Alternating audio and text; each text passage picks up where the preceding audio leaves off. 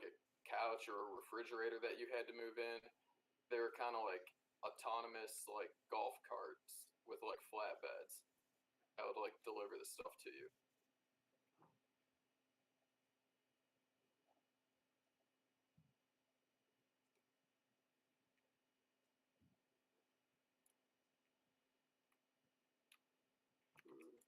That would like deliver the stuff to you.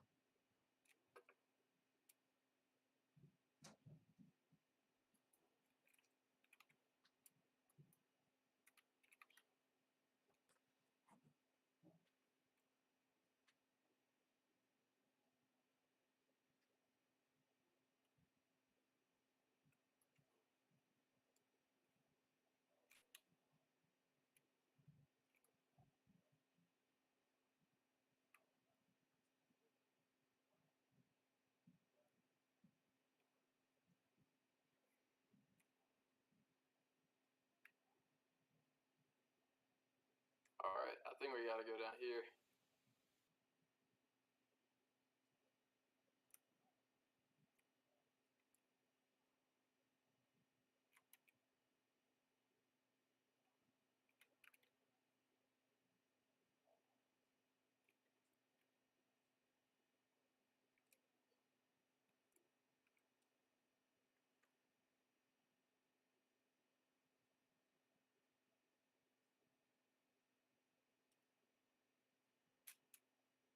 Do it. Huh? Oh, what's that? Here we go now. I think down here. Yeah, but how do Or we... about this thing.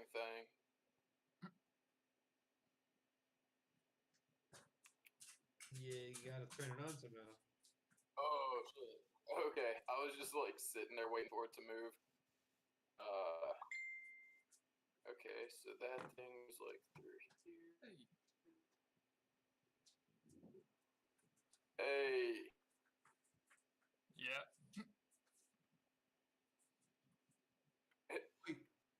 Oi. We beat it.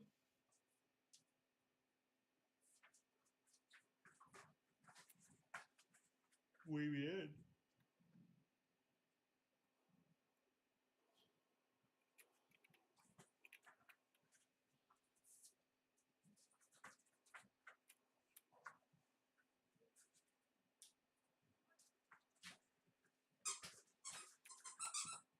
I just listened to the last podcast on the left about giant humanoids.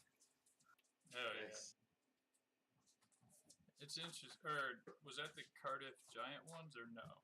No. Never mind. But I think I remember that one. All right. It talked about like a lot of different cultures. Native Americans. Remember, was that Yep. like 8-foot tall skeletons and stuff? Mm-hmm. I'm around. Yeah, that was mostly. I'm nearby, and there's some pirates after me. Goods. Dang. Whoa. How did we get flung like that? I don't know. Crab We away. should find out. What's one of your favorite last podcasts on the left stories? The one Phil and I were talking about it for a while when I was working on stuff at Pappy's. This guy named Adolfo Constanzo, he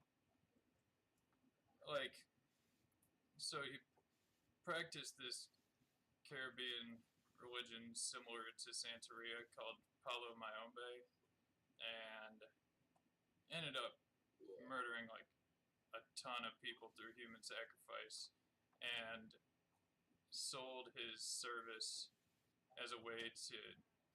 He sold it to like drug traffickers, saying that like their rituals and stuff would ensure like safe travel across the border into the U.S. and stuff. So he would like they would do these rituals and stuff and charge them like thousands of dollars. And he was like corrupt. He was in with like the police and stuff, so he would know like when and where the drug traffickers were going to be safe. So he kind of played both sides, and that's a really good one. It's 3 parts actually. There's like a lot more to it than I just tried to summarize, but Did he operate in the States or in Mexico? both. He had like multiple houses, a bunch of places, and Wait, and how did he make money? Just by being like an informant for both sides? no, he charged them for Sold his well, they sold drugs and he sold his like rituals services. Like He probably made more money off the magic that he was doing than Right. he did off the drugs. I remember they were saying Yeah. like he would like bless a like cocaine shipment for like 10 grand or something like that, and they would do rituals and stuff, and like it's so wild. Like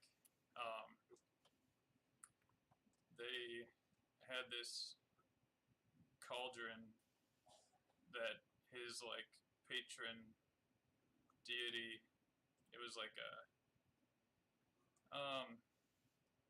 not an effigy, but like I don't know the word I'm looking for, but it was it was like a symbol for their god. yeah, Kind of, called an Okay. was a living embodiment of their god at the same time, called an Nganga. and it was basically just a blood bucket plus limbs. Yeah.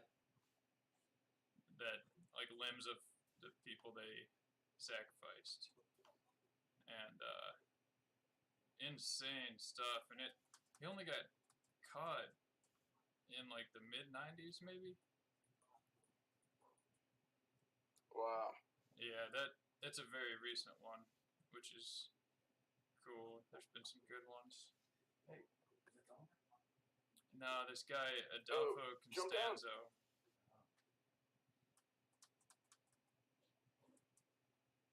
Yeah, I remember they said he had like, well, he first got his money or started getting a lot of money because he had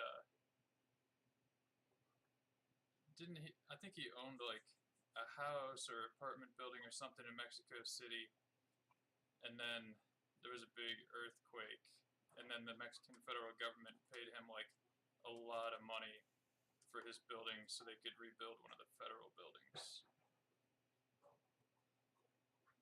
Oh, all right. He decided to invest in magic. He was born into it. Made it some money. No. Oh, all right. Yeah, he was born into it. Like his mom got him a Palo Mayombe like teacher, preacher, like person as soon as he was born. Wow. And like the normal thing was to like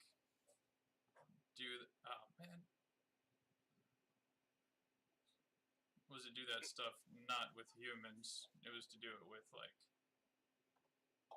other animals. Yeah.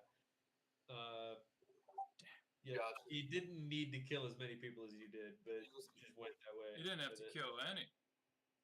That's the things. Like they kept talking about him as he's a serial killer with a cult. Is basically what he is. Yeah. Yeah, and he had a group of people like around him, like professionals or like people he met. I can't remember what his like Ooh, job boy. was, but like he would like sell his services as a practitioner of this religion, like for good fortune and stuff for people, and like kind of like a fortune teller, but also just kind of like nothing. I don't know, Like Rasputin, kind of. yo, but you got like, people behind you, brother. Oh shit.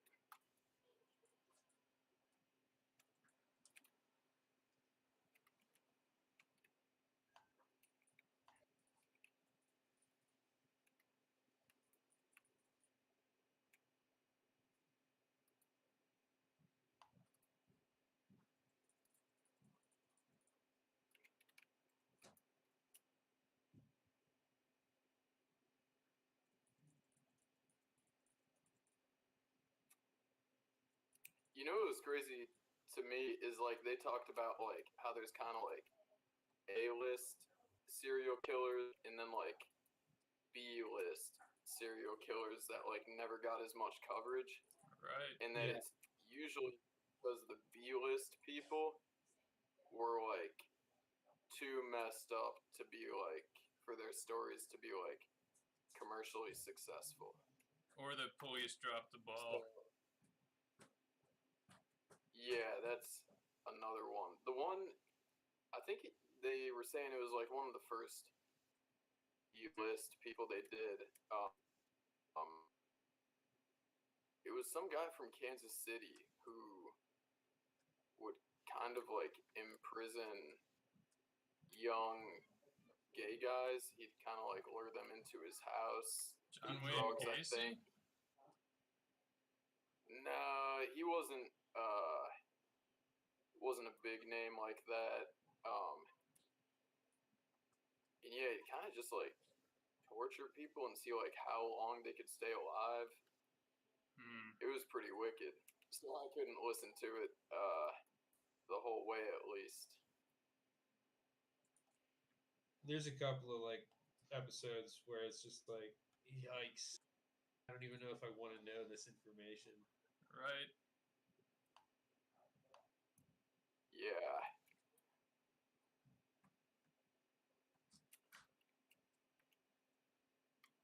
Yeah, some of the ones with like kids, those are always tough. Yeah.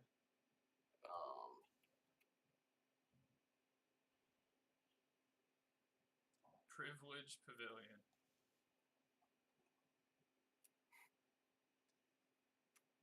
Oh wait, where?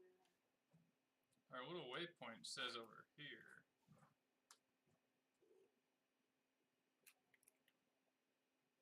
What's this thing? Do it. About to This be is it. dead. Oh, place injector. Push it. Push it real good. Limoncello.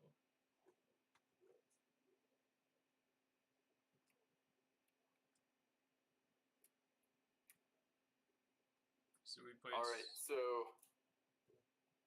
if we're taking bets, do we think that Trump ever makes the concession speech? No. No, isn't that well, Not including the one. many speeches, but he's never going to make a concession speech. Yeah. Saw a statistic. It's obviously a drop in the bucket, but like somebody did a poll, and around 12% of people responded to the poll saying that they would never accept that Trump had lost the election. Wow. That sounds about like an act. That's a lot. Yeah, but that sounds about right to me. Yeah. Yeah. Honestly, yeah. It's disheartening. It's like, yeah, I don't know. You know, he's awful, but he did a really good job at cultivating like a really strong base. He got didn't do people really excited. It's so easy though. Is the thing like they formed around an easy example of a strongman leader. It's exactly what you could expect. Yeah, yeah, and I guess it was just it had been there for a while. You know, a lot of like old former manufacturing or like coal workers and the offspring of those people, kind of like jaded towards everything. I guess their vote had been like up for the taking for a long time, but no one ever capitalized. I was actually listening, I don't think it was Freakonomics, maybe it was 538, and they were talking about how AOC is actually, her and Donald Trump are probably like numbers 1 and number 2 at people who have been really successful in being able to like communicate to an audience online. Of course, the message is like totally different, but Yo, come over yeah, they were here. saying that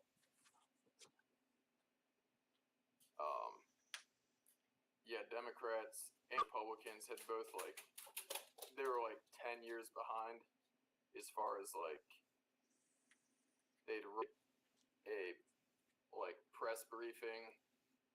Nobody would read it except like one journalist who would kind of summarize it in their own words, and then to go out to like a newspaper article that very few people ended up reading. And how like Twitter's, for better for worse, it's just what people end up reading. Right. Yeah, I mean, But I think like I don't know. I think like only like 10% of the population has Twitter, and yeah, within that, some like stupid amount, like small amount, are the people who like post all the time. So like last podcast actually was the ones who said this, like it's not real. Like it's a tiny group of the population, and like Yeah, and at first, like, the future was so bright. Like, we were done listening to celebrities. You'd finally be able to, like, hear what other normal people just like you had to say. And I guess just humans being humans, we ended up. Now, granted, there were some people that became a celebrity through Twitter, but it pretty much just turned into, like, another platform for, like, you know, celebrities to push whatever narrative they had. yep. yeah. Twitter. It's funny because you're right. It is imaginary. It's just a small portion of the population, but it's also like a really great way to communicate for certain people. True. Like, Mm-hmm. I know organizing protests Yeah. requires some kind of communication. Twitter has done that for some people. It's probably not the most secure way to do that anymore. So Right. it's probably on its way to being defunct. But honestly, You know, I think I still don't know. see it being really viable though, because anything that's really secure is going to be tough to access for like the person that's kind of like 1 foot in, 1 foot out. Like maybe I want to go to this protest, but I'm not too sure. Yeah, well, yeah, that's when it comes to advertising. That's you need Yeah, avenues like what Twitter has basically become the mainstream social media.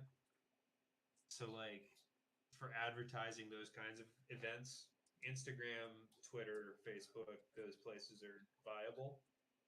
But for Right. like yeah, organizing the events, you want to have something more secure. yeah, yeah. There So was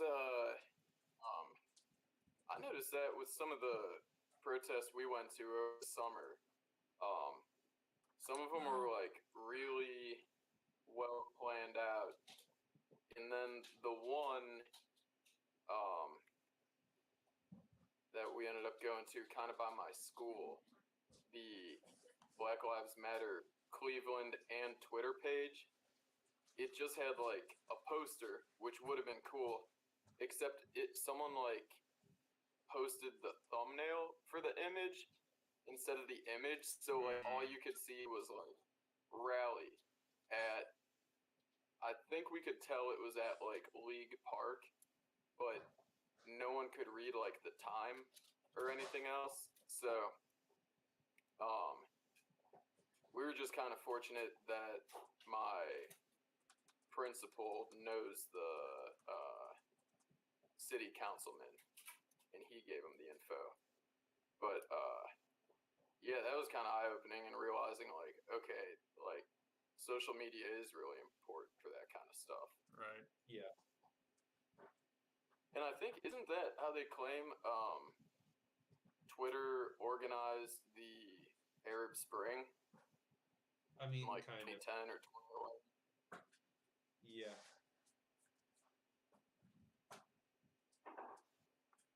I didn't really know that. I still don't really know that much about that event, but I was watching a like YouTube video, and the guy claimed that that single event pretty much like set the tone for the entire 2010s. People realizing that like they could organize and their voices did matter. Yes.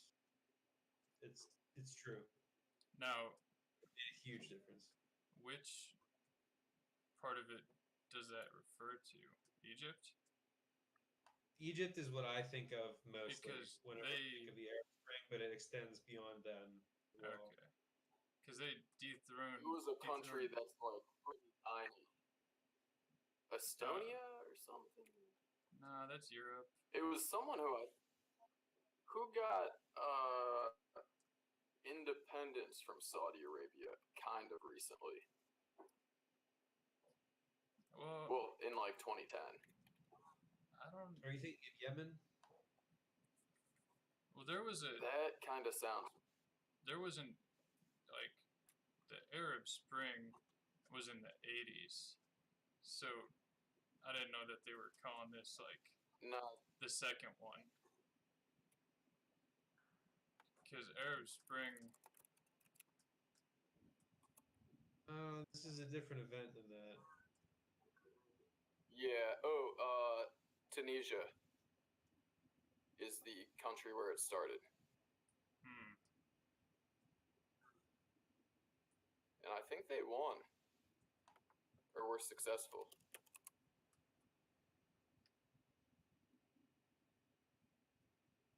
well, yeah, then I think that must have kicked off a bunch of stuff because they dethroned Mubarak in Egypt, but then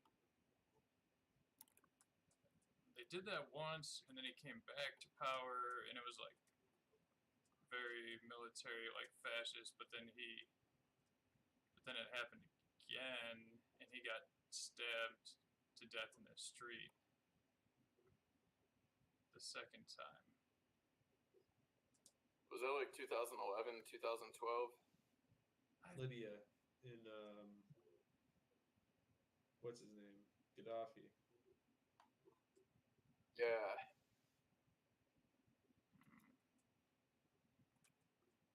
Gaddafi.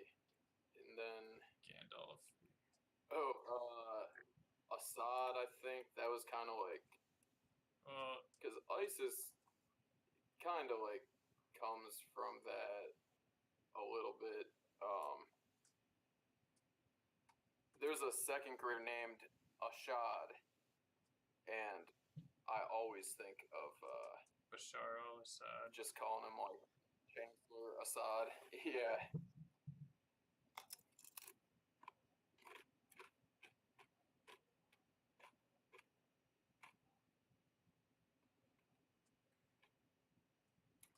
So who do you guys think for 2024? Who do you think some of the people in the race are going to be for Republicans? I hope they're people that we don't even know.